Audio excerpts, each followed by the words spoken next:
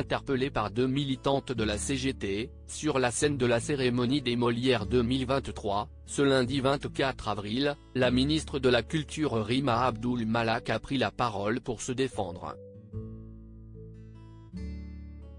Ce lundi 24 avril, se tenait la cérémonie des Molières 2023, au Théâtre de Paris. La remise de prix, récompensant les créations théâtrales françaises était orchestrée, cette année, par le comédien et metteur en scène à succès Alexis Michalik. Au cours de la soirée, retransmise sur France 3, le maître de cérémonie a appelé 2 militantes de la CGT à monter sur scène.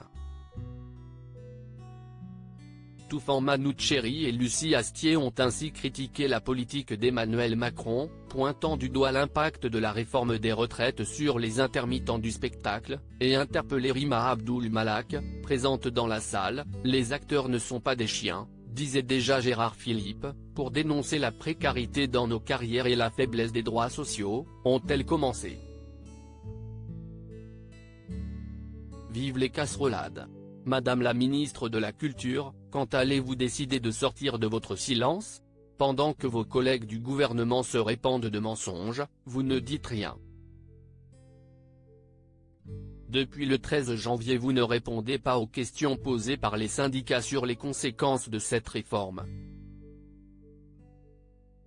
Madame la ministre, nous ne sommes pas des chiens, ni des chiennes, et nous ne rentrerons pas à la niche.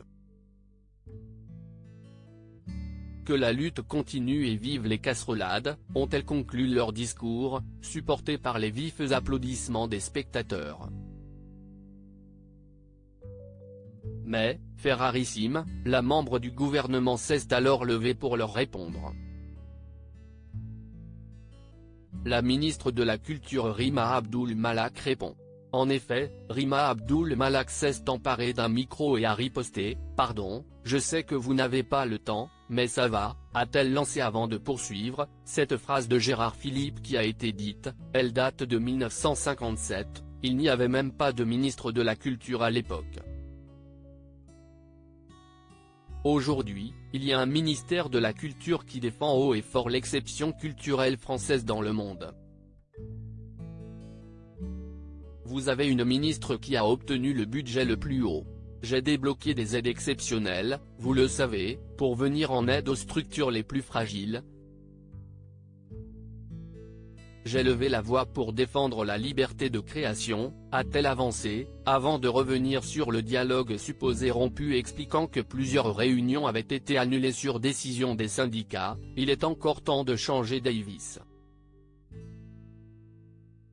Je suis là, ma porte est ouverte.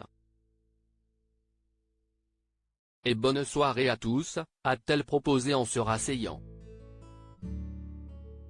À lire aussi Alexis Michalik, Les Molières, c'est surtout une fête du théâtre.